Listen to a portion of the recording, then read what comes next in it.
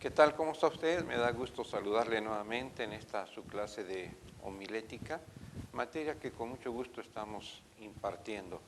Le saluda el pastor Adolfo Álvarez, solamente puedo decir bienvenido. Quisiera en este momento poder orar y de esa manera poder bendecir la clase, la enseñanza sea oportuna a nuestros corazones, la palabra de Cristo mora en abundancia y el Espíritu Santo sustente todas aquellas cosas que nosotros debemos de decir y todas aquellas cosas que tenemos que aprender. ¿Me acompaña en esta oración? Señor Jesús, nos disponemos en tus manos, bendecimos tu nombre, declaramos que tu presencia bendita, el poder de tu Espíritu Santo y tu palabra habrán de fluir a favor de todos nosotros. Enséñanos y muéstranos a estar en tu voluntad. Que tu palabra, Señor, sea predicada hasta lo último de la tierra, a través de estos siervos tuyos, a quienes pedimos bendigas y uses con todo tu poder. En tu mano nos encomendamos con acción de gracias, recibiendo tus bendiciones. Así en el nombre de Jesús oramos. Amén, Padre. Amén. Bien, pues en esta oportunidad nos proponemos decir algo que pueda apelar a nuestros corazones. Y quisiera hablar acerca de la comunicación. La comunicación en medio de la predicación, bueno, pues es el factor determinante de aquellas cosas que nos estamos precisamente proponiendo decir. Y creo que el mensaje es exactamente una comunicación. Hay una definición muy simple, muy llana, muy completa además, acerca de lo que es la comunicación. Se dice que la comunicación es el lenguaje, es ese símbolo que se comunica para ser interpretado por el receptor. Hay un emisor y hay un receptor. Bueno, el emisor en este caso es su servidor y usted en su caso es el receptor. Yo espero entonces que la comunicación llegue a usted para que usted como receptor la pueda recibir, la pueda dosificar, la pueda percibir, la pueda entender y luego a su vez usted la pueda retransmitir a otras personas. Este es en sí el propósito de todo mensaje, una excelente comunicación, en donde el mensaje que usted habrá de compartir es la verdad divina, la palabra comunicada a través de su presencia, a través de su persona. Así que nosotros solamente somos instrumentos en las manos de Dios, como si fuéramos el micrófono por donde Dios va a hablar, va a usar su palabra y va a ser transmitida a través de un recurso, en este caso su vida. Como siervos de Dios a eso nos ha llamado, a predicar su palabra. Y el propósito de Dios entonces quiere cumplirse en su vida, en mi vida, brindándonos la oportunidad a nosotros de ser útiles para su gloria y su honra, comunicando estas verdades profundas de Dios. Bien, es así entonces como podríamos hablar de la importancia de la comunicación en la predicación. Y una de las cosas que nosotros debemos tener en cuenta, muy en cuenta, es el hecho de entender que para nosotros es un privilegio, pero también una gran responsabilidad la comunicación. Y de ella nosotros hemos venido diciendo tenemos que ser responsables. Ayer al estar hablando en la clase pasada acerca de la importancia de lo que es el mensaje, y hablamos del mensaje básicamente temático y textual, hacíamos ver con cuánta fidelidad uno tiene que comunicar la palabra de Dios. Use el método que use, debe ser declarado con toda oportunidad, con toda fidelidad y con toda verdad. Es aquí donde surge entonces la posibilidad de que usted pueda usar ese método, puede usar otro, sin embargo, Dios lo va a usar poderosamente y su verdad será transmitida y recibida por la gente que le escucha. Es así entonces que hablamos del mensaje textual, del mensaje temático y cómo en un momento dado esto podríamos decir, implementarse uno con el otro. Hablamos también en ocasiones pasadas acerca de lo que sería el mensaje expositivo. Bueno, esta clasificación de los mensajes, sin duda alguna que tienen también mucha relación con el tipo de mensaje que usted habrá de compartir. Hablamos, por ejemplo, del mensaje evangelístico, hablamos del mensaje de edificación. Estos son tipos del mensaje que se toman en base a lo que el texto mismo nos está sugiriendo. y muchas veces en las ocasiones que llamamos especiales, tratamos de sugerir un mensaje que sea alusivo a la importancia de la reunión o a las necesidades o carencias de las personas. Por ejemplo, un mensaje de evangelismo se va a predicar en un lugar en donde acudan o recurran personas que no conocen de Cristo, que están ajenas al conocimiento de la palabra de Dios. Bueno, básicamente personas que necesitan experimentar la gracia, la salvación, el perdón de Dios en sus vidas. Entonces el mensaje debe tomar precisamente este tipo de mensaje conocido como mensaje evangelístico. Al hacer referencia de esto, por ejemplo, también podemos hablar de lo que significa el mensaje de edificación, el mensaje que va a traer enseñanza a nuestras vidas. Y quiero tomar en este momento un ejemplo para ver un caso muy específico en donde no cuesta mucho o demasiado trabajo el elaborar un mensaje de esta categoría o de este tipo. Y quisiera entonces poder invitarle a usted que recurra a la palabra de Dios para ver, por ejemplo, lo que nos dice el apóstol Pedro en la primera carta, y entonces de esta manera poder enfatizar un poquito acerca de lo que sería un mensaje de edificación, tomando como ejemplo esta cita de la Escritura. Obviamente lo que yo le voy a dar en este momento es muy compacto, es muy reducido. Usted puede hacer la ampliación del mensaje en lo que ya hemos estudiado en la clase pasada, en circunstancia de considerar lo que es el bosquejo. Recuerde que vamos a comenzar en este caso con el texto que nos va a ayudar a implementarlo en el desarrollo del mismo, y si usted quiere hacer de esto un mensaje textual o un mensaje temático, bien, lo puede hacer, pero ya dependerá de cómo lo va usted ir acomodando.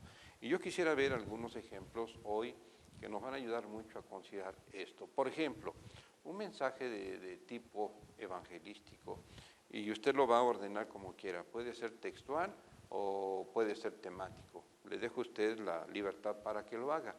Si hay alguna duda, bueno, espero poderle comunicar a través de esto cómo lo podemos ordenar, con qué tipo de ayudas, etcétera.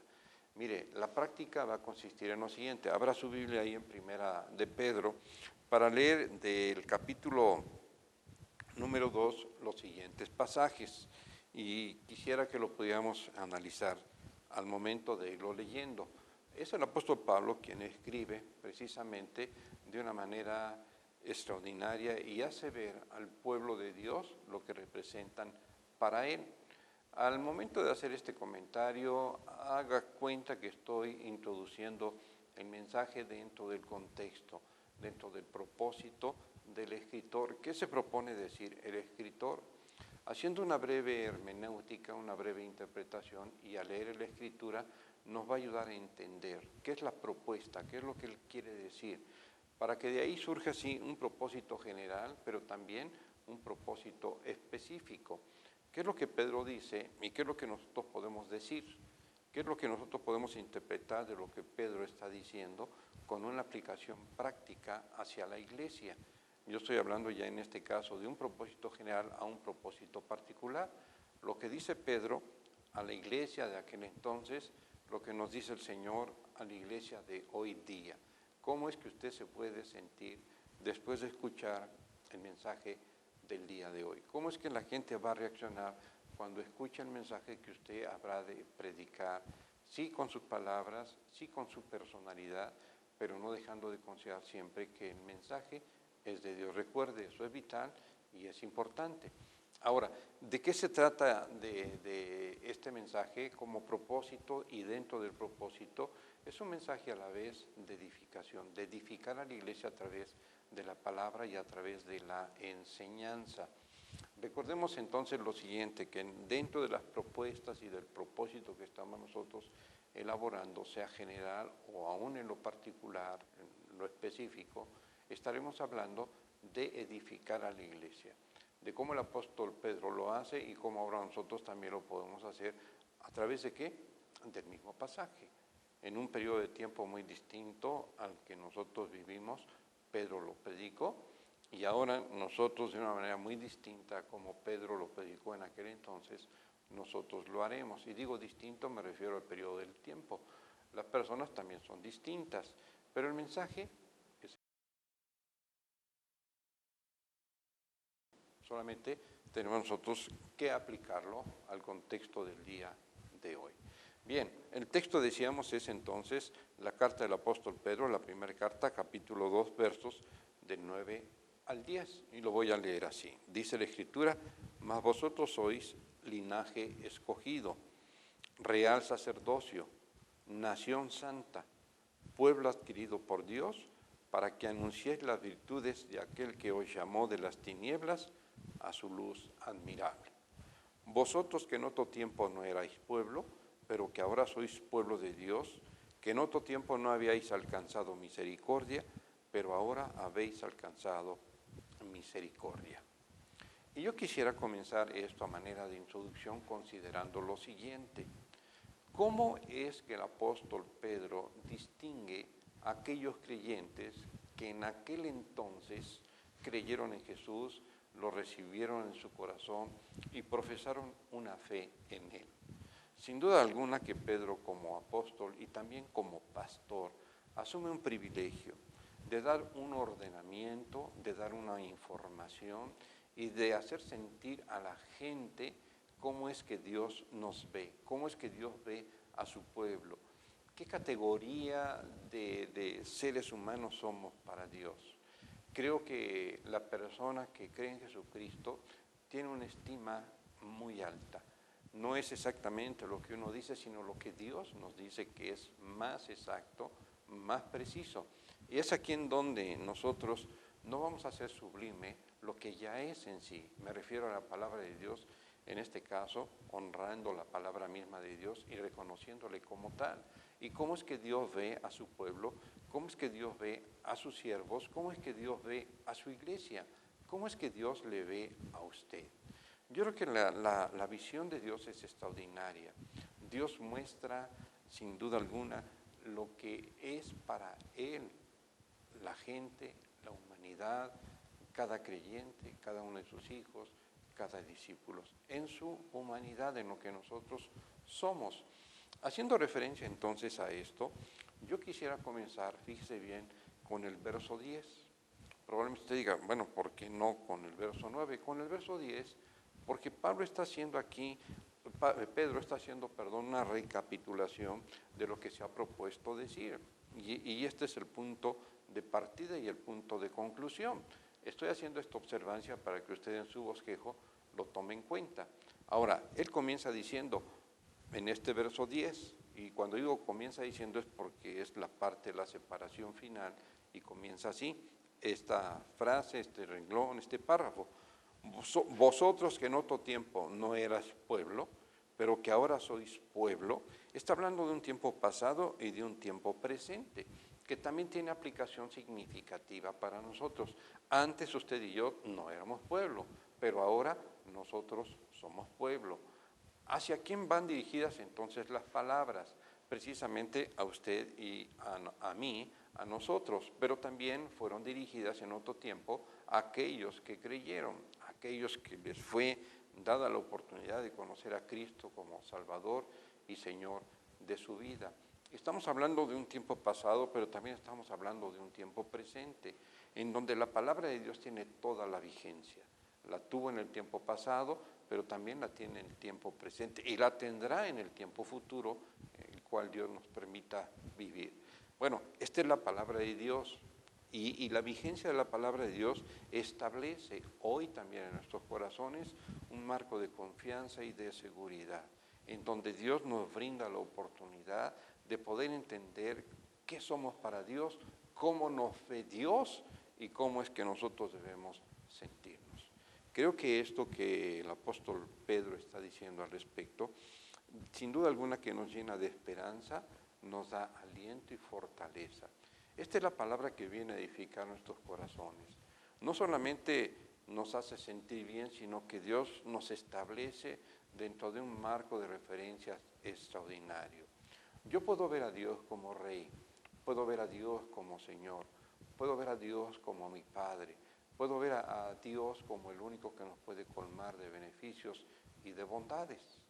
Bueno, probablemente usted esté preguntándose en este momento, el pastor nos está predicando, nos está enseñando las dos cosas estamos haciendo. Recuerde que estamos en la clase de homilética y estamos considerando la conformación de lo que puede ser una predicación, un mensaje. Estamos haciendo nosotros parte de lo que es un bosquejo. Al hablar entonces de la introducción, implementar toda esta información, nos va a llegar a tener o nos va a llevar a hacer una muy buena declaración de introducción, porque estamos entendiendo el contexto del propósito de lo que Dios quiere decirle a su pueblo, de lo que el apóstol Pablo se ha propuesto decir a través de su personalidad, la cual está hablando fuertemente, porque la condición de Pedro ahora es ser todo un pastor. Recuerdan que primero Pedro niega a Jesús y luego el Señor se presenta a él y lo confronta y le da tremendas peticiones dentro de su ministerio. Pastorea mis ovejas, ministra mis corderos, ve por ellos. Lo pone el Señor como pastor de un rebaño al cual él tenía ahora que llegar a conformar conforme a los propósitos mismos del Señor Jesucristo, quien es pastor de pastores, quien es príncipe de los pastores, quien es rey de reyes y señor de señores. Es así entonces como Pedro, ahora redimido, transformado, cambiado, restaurado por el poder y la gracia de Dios, está hablando con una autoridad que Dios le delega, que Dios les da, que hereda de Dios, que el Señor le da para que hable y que diga con toda autoridad lo que para Dios es su pueblo, usted, yo, todos nosotros. Es así que entonces el apóstol Pedro se ha propuesto llegar a algunas conclusiones muy específicas dentro de esta introducción. Él se ha propuesto decir lo que para Dios somos. Vosotros que en otro tiempo no erais pueblo, pero que ahora sois pueblo de Dios, que en otro tiempo no habíais alcanzado misericordia, pero ahora habéis alcanzado misericordia. Está hablando de aquello que viene de Dios para alcanzar nuestras vidas y brindarnos la oportunidad de sentirnos amados por Dios todos los días. Por cierto que esta palabra misericordia tiene varias connotaciones, varias formas de entenderla, pero siempre dentro del mismo propósito del significado de la palabra. Misericordia significa, entre otras cosas, el amor constante de Dios, el cuidado de Dios. Es como ese cuidado que se tiene de una persona que ha perdido al esposo y que queda viuda, y que la familia ahora se hace cargo de ella, proporcionándole la atención, el cuidado, la protección y la provisión. La palabra misericordia significa, entre otras cosas, una canasta de provisión, en donde viene fruta, legumbre, carne, semilla, como el frijol y otras cosas que habrán de sustentar el cuidado de la viuda y de su familia. Esto se llama misericordia, proveer en la necesidad de otros cada día, que tengan lo suficiente. Alguna tradición hebrea menciona que cada 14 días la viuda debía ser sustentada por la familia del fallecido, de quien había sido su esposo. La familia ahora se hacía cargo de la viuda y proveía para ella y para su familia la canasta de la provisión llamada así misericordia.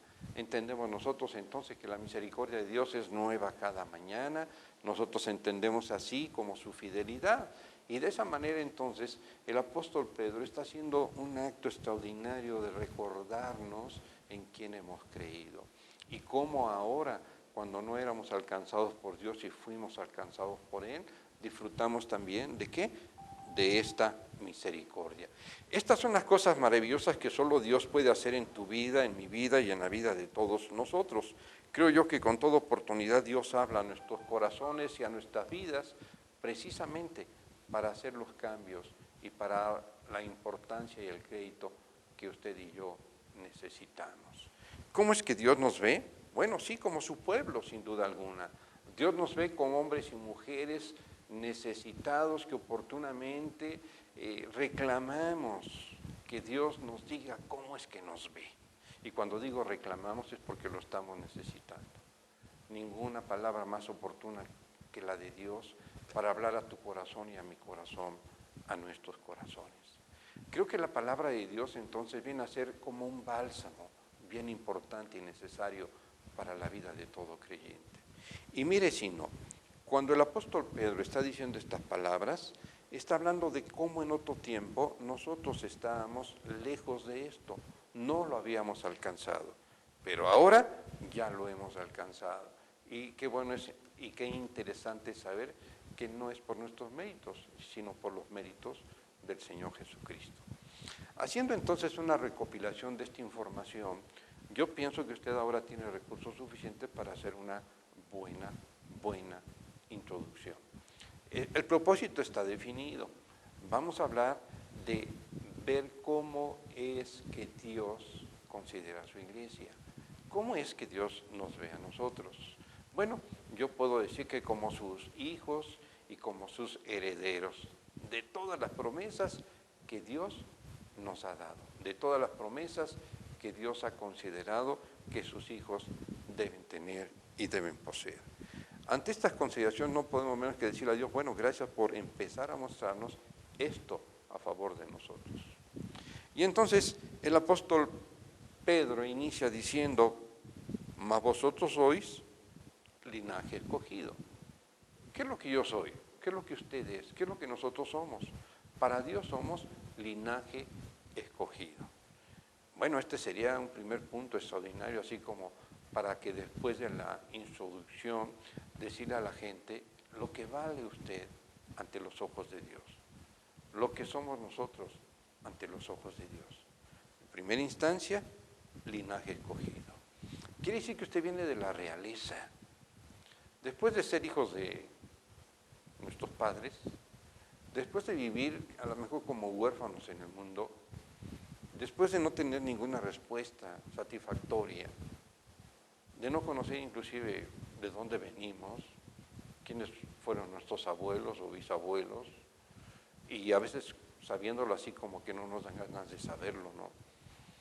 Como que nos avergonzamos muchas veces cuando nuestra familia no ha sido lo solvente en lo moral, en lo espiritual. A veces nos avergüenza. Y tenemos que decirlo, ¿no? Particularmente cuando no vemos que nuestra familia haya sido muy buena, muy noble. Pero en el caso de Dios no hay nada de que avergonzarse. Y si teníamos vergüenza, creo que Él nos la ha quitado cuando ha perdonado nuestros pecados. Y ahora nos da una categoría de realeza extraordinaria, ¿no? Yo creo que cuando el Señor dice que somos un linaje escogido, significa que hemos sido seleccionados de manera única y extraordinaria. Dios nos ve a través de sus ojos, no solamente ojos bellos, ojos hermosos, sino llenos de misericordia, de compasión. Y Dios nos pone en un lugar en el cual nunca antes habíamos estado, muy cerca del trono de la gracia, en donde nosotros estamos recibiendo el oportuno socorro día tras día y momento tras momento. Tenemos acceso directo a Dios. Somos hijos del Rey, príncipes, bendito sea Dios, si así nosotros nos podemos sentir.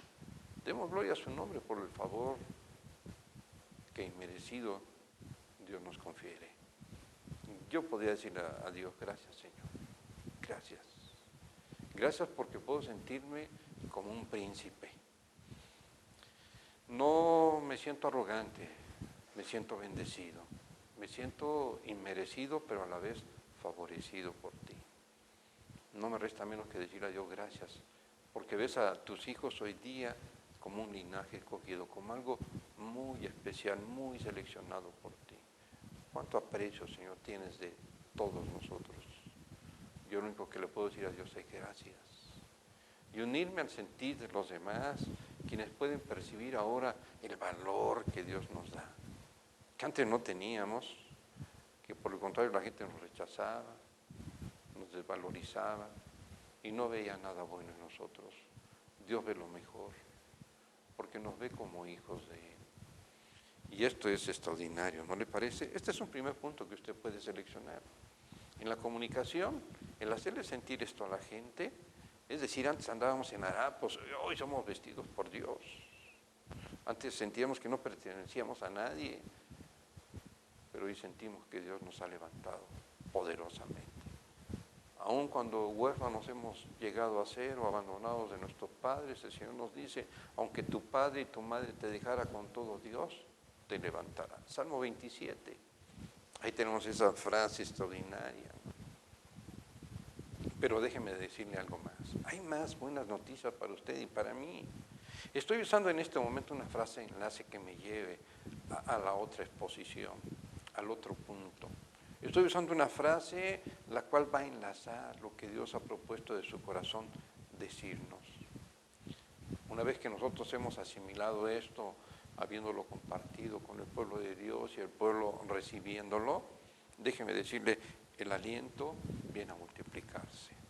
Déjeme decirle a usted que hay más buenas noticias. Podría ser una frase de enlace que nos lleva al segundo punto para decir, pero Dios no solamente nos ve como linaje escogido, sino como real sacerdocio. Para el pueblo judío, qué importante era el tener toda una tribu de sacerdotes, de aquellos que podían interceder ante Dios a favor del pueblo. Tener un sacerdote ante la familia o de la familia o levantado de entre la familia era un privilegio para cualquier familia judía. ¿Lo representa hoy para nosotros? Sin duda que sí. Pero ya no solamente le dice a algunos, les dice a su pueblo, ustedes son para mí un real sacerdocio. Hay un sacerdocio ahora que nosotros tenemos que ejercer, de interceder a favor de todos los hombres, de la humanidad misma. Dios nos da un gran privilegio, pero también a la vez una gran responsabilidad, de pertenecer a una familia de realeza extraordinaria, de aquellos que habremos de ser puestos por Dios en lugares de privilegio, pero también de gran responsabilidad. Qué bueno que en nuestra familia haya siervos de Dios que estén compartiendo la palabra de Dios. Yo creo que es un privilegio enorme, ¿no?, que pueden sentir los padres, los hermanos o aún los llamados mismos de Dios a este gran privilegio. Pero aquí la palabra es general, para usted y para mí y para todos los creyentes, para todas las familias y pueblo de Dios. Venimos de la realeza extraordinaria, de un pueblo que debe interceder por toda una nación. Bendito sea Dios porque nos ve así, con una distinción muy, muy especial. ¿Cómo se siente usted? Yo me siento honrado. Yo espero que usted también. Pero déjeme decir, hay más cosas que Dios nos quiere decir. Solamente me estoy tomando un tiempo para decir estos puntos que son relevantes dentro de esta porción breve de la Escritura, que nos brinda con mucha facilidad el puntualizar un mensaje y hacerlo también muy específico. Después de que hemos visto el primer punto, pasamos al segundo y quisiéramos encontrar una frase que pueda ser también de aliento a los demás. Usted es una parte importante dentro del pueblo de Dios.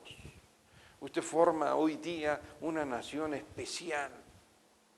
Yo creo que su nacionalidad le hace a usted sentirse muy bien, ¿no? Usted puede decir qué bueno que soy de Latinoamérica, de Centroamérica o de Asia, de cualquier otro país europeo, etcétera. Yo creo que siempre para nosotros va a ser un privilegio haber nacido en la patria, en la tierra en donde Dios ha querido. Y después de conocer nuestra historia, nuestra cultura, bueno, pues nos sentimos también más contentos. Y es una manera muy honrosa, ¿no? En mi caso, decir soy de esta nacionalidad me es muy honroso, como lo es para usted, y yo tengo que respetar su alta y digna consideración por lo que usted declara, por lo que usted cree acerca de su nación, su historia, su cultura, su raza, etcétera. Pero no hay nada más significativo que el hecho de saber, además, fíjese, además de que Dios nos ve como real sacerdocio, nos ve como una nación santa, santa, donde hay alguien que gobierna nuestras vidas. Tenemos un gobernante, pertenecemos a un Señor y a un Dios único, que se nos revela en la Escritura con un carácter santo, y nos declara ahora a usted y a mí que somos parte de esa nación, de esa nación llena de santidad, porque hay un Dios santo que la preside, un Dios santo que la gobierna, y como pueblo hemos sido llamados a vivir en santidad, en amor y en misericordia, ante el gobierno y la soberanía de un Dios santo, incorruptible, que no se puede manchar ni en su carácter ni en su esencia. Simple y sencillamente es un tremendo privilegio hemos sido llamados a vivir en santidad y en relación santa con nuestro Dios santo. Ante estos hechos gloriosos no podemos menos que decirle a Dios, gracias Señor, bendito sea tu nombre porque nos ves de una manera extraordinaria. Qué hermoso es saber entonces que Dios nos distingue como nación santa. Pero viene entonces la oportunidad, haciendo aquí también nosotros la pausa siguiente para entrar al siguiente punto, es el hecho de poder resaltar que hay más. Dios tiene más que decirnos.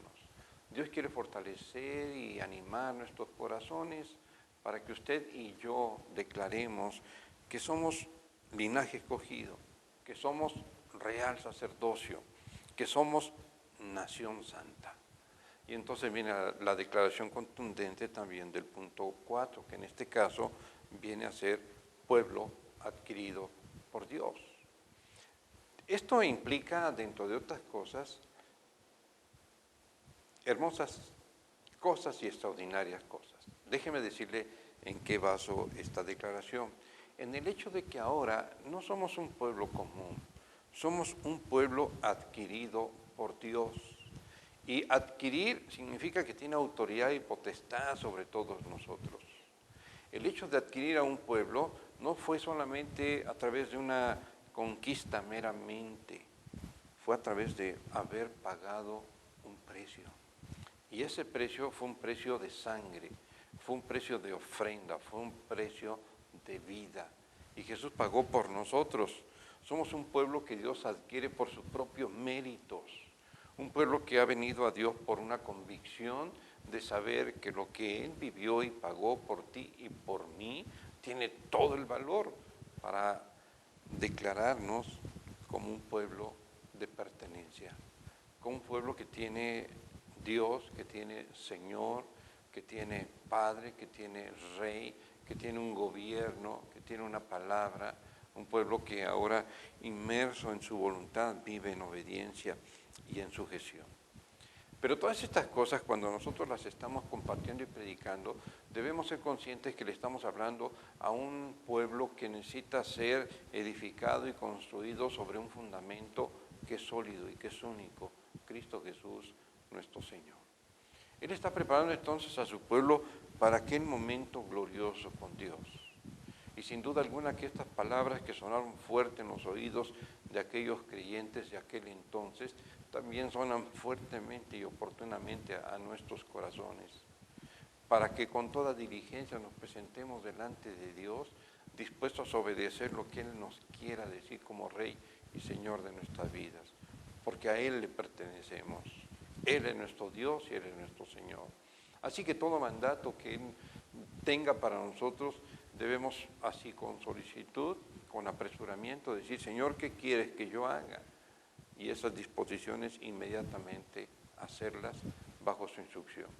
Es así entonces que en la parte final de esta exposición, a manera de conclusión, podemos decir que todas estas declaraciones que Dios hace en un resumen muy conciso, tienen un propósito definido y específico también. Y esta es la parte final, a manera de conclusión. Aquí vamos a concluir. Usted debe sentirse bien, porque en medio de todos estos privilegios también tenemos una gran responsabilidad. ¿Cuál es? Precisamente el punto 5, a manera de conclusión, o la conclusión en sí, para que anunciéis las virtudes de aquel que os llamó de las tinieblas a su luz admirable. Qué hermoso, ¿no? Hay un propósito, que todas estas declaraciones que nos hacen sentir bien, nos deben hacer sentir extraordinariamente bien, cuando entendamos que Dios tiene un propósito para nuestras vidas, que no es casual la vida que Él nos da. Y aun cuando nosotros pensamos que era efímera y pasajera y temporal, ahora entendemos que nuestra vida aquí en la tierra es así, pero somos llamados para vivir en eternidad con Dios. Y que ese propósito Dios está cumpliendo en nuestras vidas para bien. Mire, considere lo siguiente. Si Dios te ha llamado a ti con un propósito, ese propósito tiene que cumplir en obediencia y en sujeción a Dios. ¿Qué tenemos que hacer? Usted y yo como pastores, como predicadores, como ministros, como llamados por Dios. Apresurarnos a predicar las virtudes del que nos llamó. Y virtudes son de pertenencia a Él. Virtudes significa anunciar lo que es Dios, lo que ha hecho Dios por ti y por mí. Virtudes significa hablar de todo lo bueno que es Dios. No hay nada malo en Él, sino de todo lo bueno que es Dios. De esta manera entonces estaremos cumpliendo con el propósito del llamado que Dios nos ha hecho. Nos podemos sentir muy bien, ¿no? Decir, bueno, gracias a Dios yo soy linaje escogido. Usted puede decir, gracias a Dios porque soy real sacerdocio inigualable ante cualquier otra familia, incomparable. Usted puede decir, todos somos pertenecientes a una nación santa, y verlo así con mucho apasionamiento, y está bien. Creo que es muy significativo sentirnos así, y además somos un pueblo adquirido por Dios, al cual nos llama a vivir en libertad y en oportunidad de sacar de la esclavitud a todo aquel que ha vivido sujeto a sus pasiones desordenadas y viviendo impíamente.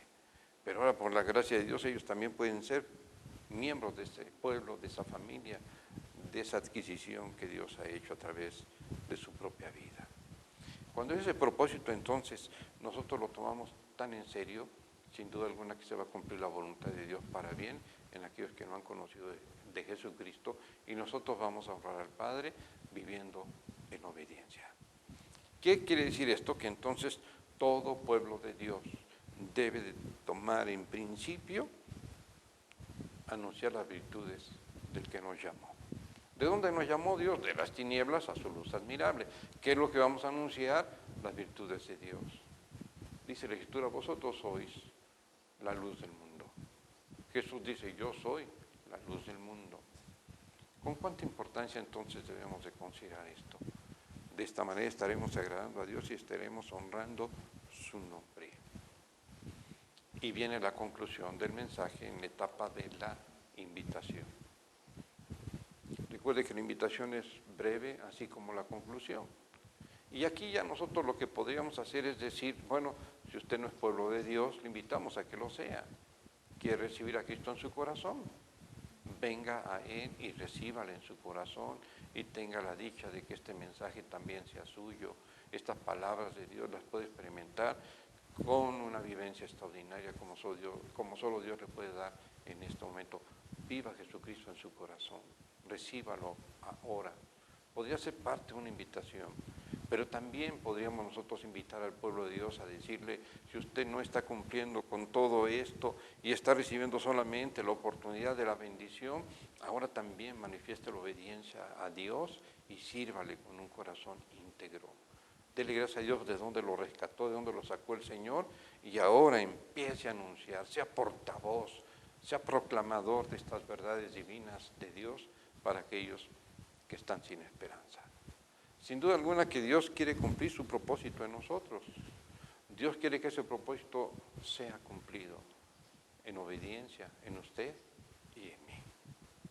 Y entonces solamente habrá de tener en tiempo final la oración por aquellos que han venido a recibir a Cristo, por aquellos que están dispuestos a obedecer al Señor, distinguiéndose no solo como el pueblo, no solo como la nación, no solo como el linaje, sino como ahora adquiridos por Dios para hacer un compromiso. Creo que esta es una oportunidad preciosa de dar aliento, de edificar el corazón de la gente y de que la gente se comprometa con Dios. Así que esta invitación es muy oportuna, este mensaje creo que es muy oportuno, es muy sencillo de poderlo armar, de poderlo unir, de poderlo unificar como toda una preciosa unidad de mensaje. Es así entonces que usted lo puede hacer temático, es así que lo puede hacer textual o expositivo, porque da mucho también para la exposición. Lo único que yo le invitaría es que le ponga obviamente más carne y la aplicación para la iglesia y el contexto donde usted se encuentra. ¿Cuántos pasajes tenemos en la Escritura que nos pueden hablar de mensajes así muy concretos y muy específicos? Recuerde usted que estamos hablando precisamente de la comunicación. ¿Cómo debe ser la comunicación?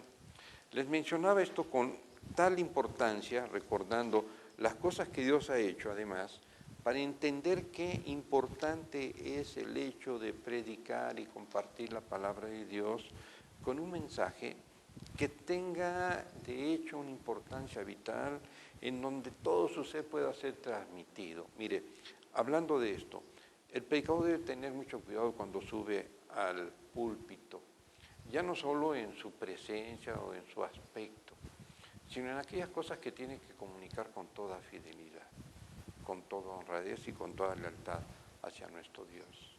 Y sabe, Dios va a usar todo nuestro ser para poder comunicar las verdades de Dios. Mire, ¿qué quiero decir con esto?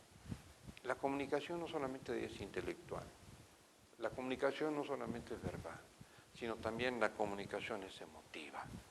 ¿Usted se goza cuando escucha la palabra de Dios? Bueno, tiene que transmitir ese gozo, pero también tiene que transmitir los desacuerdos que de alguna manera sirven para manifestar a la gente la palabra oportuna que puede ser de exhortación, ¿no? Bueno, no todo es gesto, no todo es manipuleo, no todo es exageración, pero hay que manifestar nuestras emociones de alguna manera y transmitir que somos seres humanos, que estamos hablando con gente humana. Se ha dicho que no hay mejor transmisión que la que puede uno hacer, obviamente, con su boca, ¿verdad? Cuando está hablando, esa es la comunicación. Pero también hay otra comunicación que habla y que dice mucho, y es su presencia, su apariencia y su condición. Esto habla mucho, y cuando usted expresa sus emociones en libertad, está hablando ante seres que son semejantes e igual a nosotros. ¿Sabe usted que cuando usted ve el rostro de la gente, usted sabe si está recibiendo la palabra o no? Si están aprobando lo que dice y cómo lo dice. La gente de alguna manera lo va a expresar. ¿Está conmigo? Puede hacer una pregunta y la gente responde sí. Y si ve que otros no responden, quiere decir que no están con usted. Bueno, es probable, si busca respuestas las va a encontrar preguntando. Pero cuando usted ve el rostro de la gente, cómo le siguen sus movimientos, cómo si se mueve para un lado la gente va. Claro, tenemos nosotros que ser muy particularmente sabios en esto, en el uso de la comunicación a través de nuestras expresiones y movimientos. Hablábamos del lenguaje corporal, de cómo a veces este lenguaje habla mucho, confirma mucho, dice mucho. No podemos nosotros quitar de nosotros nuestras emociones. Hay quien dice que tenemos que tener respeto por la audiencia cuando comunicamos, y esto es cierto. No podemos utilizar lenguaje ofensivo, no podemos usar vulgaridades para expresarle a la gente verdades de Dios, como que no llevan alguna razón que justifique este tipo de expresiones. No podemos exagerar nuestros manoteos o nuestras acusaciones, nuestros señalamientos o nuestro golpeteo para dar firmeza a lo que nuestras palabras dicen. Yo creo que el tono de nuestra voz puede decir mucho al corazón de la gente. Habrá momentos en que demos un énfasis más alto, más fuerte a la voz para impresionar en un momento dado, para realzar la palabra o la frase que queremos decir. Porque de otra manera no estaremos llegando, sin duda alguna, al corazón de la gente. Tenemos entonces que tener respeto por la gente a quien estamos hablando, no siendo ofensivos ni usando palabras que no puedan ser accesibles al corazón de la gente, porque lo único que encontrará usted, si no es accesible, será un rechazo que también será para ellos oportuno y para nosotros inoportuno, pero nos daremos cuenta de que estamos o no llegando a través de esto. Mire, hay muchas cosas que nosotros vamos a ir descubriendo y que es importante que la gente pueda ir entendiendo. Yo creo que cuando tenemos una actitud de respeto hacia la gente, vamos a ver cómo la gente puede cambiar. Si no, fíjese en esto. Cuando el Señor Jesucristo le dijo a Pedro, cuando estaban tratando en esa ocasión, le dijo, tú eres Simón, hijo de Jonás, y serás llamado Cepas, que quiere decir piedra. Lo que llamó la atención del Señor no era tanto lo que ya era aquel hombre llamado Simón. Lo que llamó la atención al Señor no era tanto lo que ya era aquel rudo pescador, sino lo que era capaz de llegar a ser. Qué extraordinario. ¿Cómo eres tú y cómo llegarás a ser? Dios le cambió el nombre no solamente por una casualidad, sino por lo que Dios vio que aquel hombre podría llegar a ser. Y esta es la intención. El mensaje que se comunica puede llegar a impactar y a impresionar a la gente para dejar de ser y empezar a ver lo que pueden alcanzar a ser, de manera distintiva y de manera diferente. Esto es tener respeto por la gente. Otra de las consideraciones que nosotros debemos de considerar es tener respeto por el mensaje que nosotros vamos a predicar. Mire, ¿qué sucede? Yo quisiera alimentar su desafío en esto que vamos a decir. Hemos hablado de la importancia de la preparación de todo siervo de Dios. Estamos hablando de esto, en cierto sentido, cuando respetamos a la congregación y cuando respetamos el mensaje que predicamos. No es nuestro mensaje, aun cuando Dios nos lo dio para desarrollarlo, para implementarlo, para presentarlo a la gente en el día de hoy. Es el mensaje de Dios. Es el mensaje que Dios nos está revelando. Es el mensaje que, si es cierto que hemos invertido en tiempo para preparar, finalmente es el mensaje de Dios, que Dios te lo dio a ti para predicar, sin duda alguna. Cuando yo veo que es el mensaje de Dios, ya lo veo con gran inspiración y con gran respeto y con gran consideración. Y este mensaje dice, cuando tú lo preparas y ya lo preparaste y estás listo para predicarlo para el domingo, y aun cuando tú lo tengas antes, previo, 1 día, 2 días, 3 días, ¿qué tienes que hacer con él? Alguien dijo, yo debo de considerar que es una palabra como si hubiera muerto. Una palabra que no ha sido predicada, es una palabra que todavía no tiene la vida que debe tener. Déjeme decirle, no estoy menospreciando obviamente la palabra de Dios, no estoy menospreciando su preparación, pero alguien dijo, considéralo como un mensaje muerto que va a tener vida el domingo cuando tú lo prediques. ¿Qué significa esto? Que tenemos que seguirlo estudiando, seguirlo preparando. Alguien dice que sería muy bueno, sugiere, ¿verdad?, uno de los escritores, de que sería muy bueno que cada predicador pudiera releer su mensaje y predicarlo. Se dice que hay que tener respeto por la gente, hay que tener respeto por el mensaje y sobre todo hay que tener respeto por uno mismo. Su preparación lo va a decir. Ahora, hay quien sugiere que el mensaje no debe ser leído. Yo tengo aquí notas que estoy leyendo al calce y te estoy exponiendo cosas que he aprendido en base a lo que he estudiado. Y me he preparado para presentarme contigo y decirte estas cosas. Sin ser lo mejor y sin ser el mejor, Dios nos usa, como usó a Pedro y a otros tantos hombres de Dios que se arrojaron a los brazos del Señor y confiaron en Él y Dios los bendijo. Yo creo que así tenemos que hacer nosotros. Una vez que el mensaje entonces nos ha sido dado, una vez que ha sido escrito, ahí está. Pero ahora vamos a darle vida predicándolo. Hay que resucitar ese mensaje, podríamos usar ese término para que sea propio y oportuno a la gente que le escuche. ¿Qué es lo que vas a predicar el próximo domingo? Bueno, que sea un mensaje vivo, un mensaje resucitado, del resucitado, lleno de poder y de gracia. ¿Lo has preparado y lo has guardado? Qué bueno. Yo puedo pensar que ahí está bien. ¿Lo has dispuesto para aprenderlo y compartirlo? Sabes que cuando tú lo lees, lo vuelves a leer y lo vuelves a leer, a lo mejor ya no vas a necesitar ni el bosquejo siquiera, no vas a necesitar un papel que sea intermediario entre los hombres que te escuchan, ya no va a haber intermediarios, ni siquiera un papel, ni siquiera un bosquejo, ni siquiera el mensaje escrito.